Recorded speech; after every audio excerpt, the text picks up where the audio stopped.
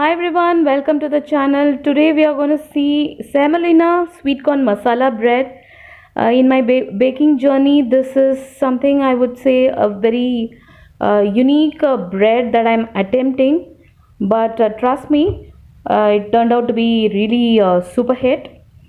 A very good dinner recipe. This you can just have it as it is, or with your regular dal and sabji with two slices of it. You can have it semolina, definitely a healthy option compared to all-purpose flour. So I gave a combo of 50-50 all-purpose and 50% semolina. Very soft, yes, indeed, with a bit of crunchiness in between from the sweet corn and the masalas that I have added, which really gave a nice taste to this bread. Before we go in detail, let me first welcome everyone to Latu's Kitchen. You are visiting here first time, not to forget to subscribe to this channel. Find the video useful, do share. If you like the video, leave a like. That really means a lot to us. Any questions, do write into us in the comment section. Now proof the yeast by adding a tablespoon of salt and half a cup of water.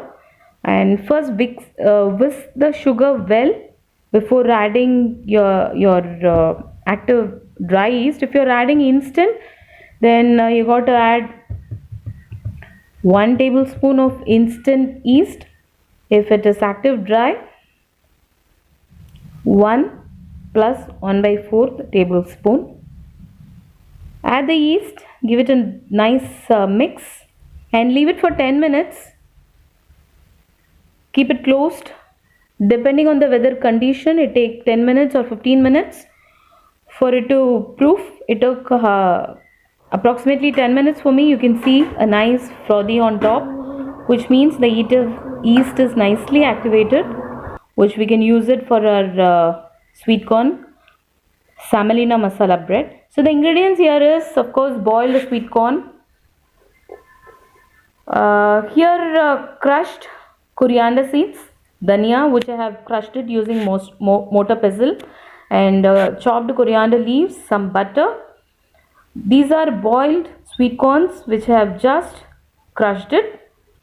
This is ginger and green chili, salt, a tablespoon for 3 cups of flour, and a measuring cup to measure my flour. I'm adding 1.5 cup of suji which I have powdered using my mixer jar, and 1.5 cup of all-purpose flour. So total 3 cups, 50-50 ratio goes in. 1 tablespoon of salt and some grated ginger and 1 or 2 green chilies goes in, and some crushed coriander seeds, which will give some nutty flavor to this bread, and boiled sweet corns which are nicely crushed using mortar pestle rather than adding the corns directly.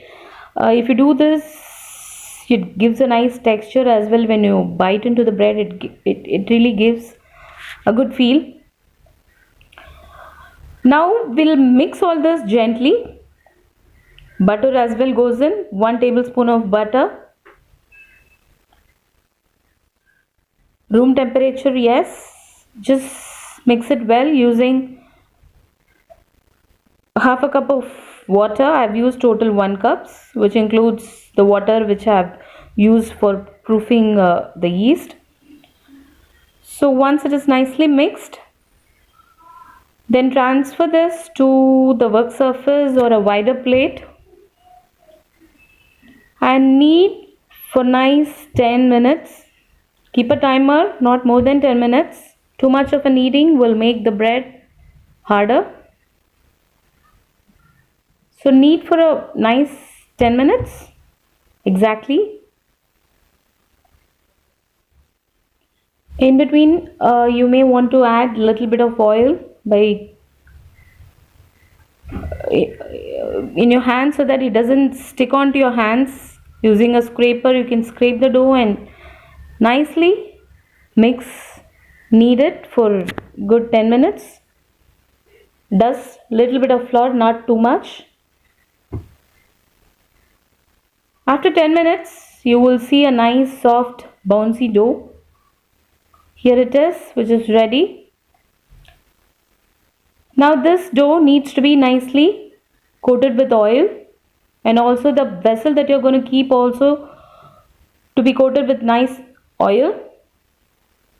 Just place it inside the container that you're going to keep for the first proof.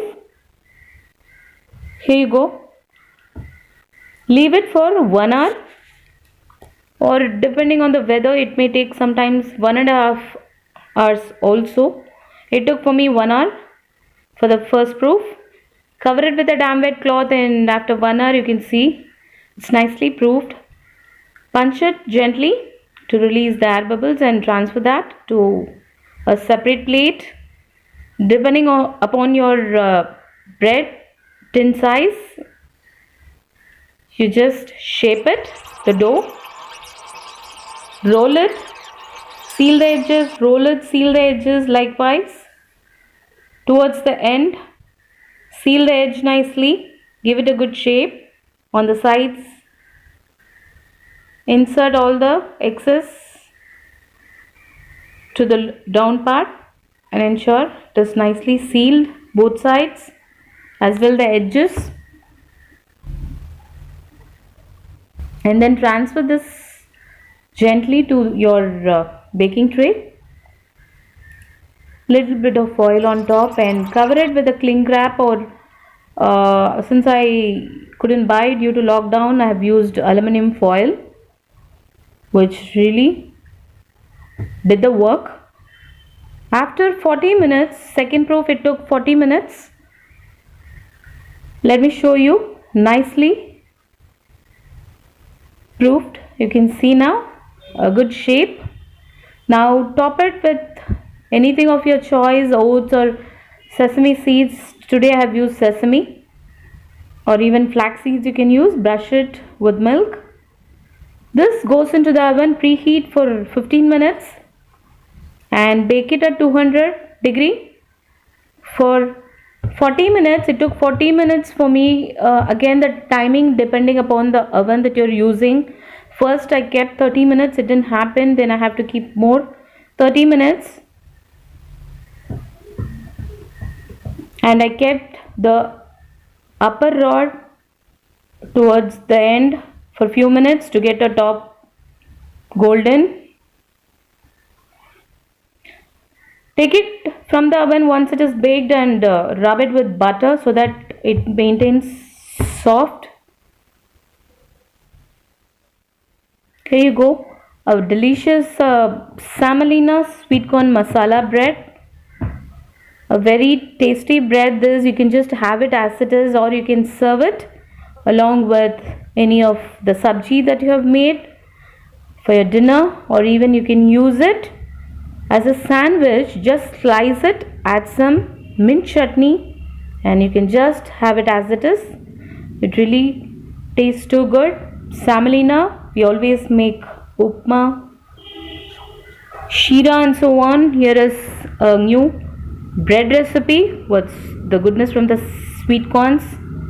To add a bit of spice, we have added some green chili, ginger and some coriander seeds. I'm sure you're going to give it a try, and do let me know how you liked it. Thank you so much for tuning into Lutu's Kitchen. Looking forward to seeing you back.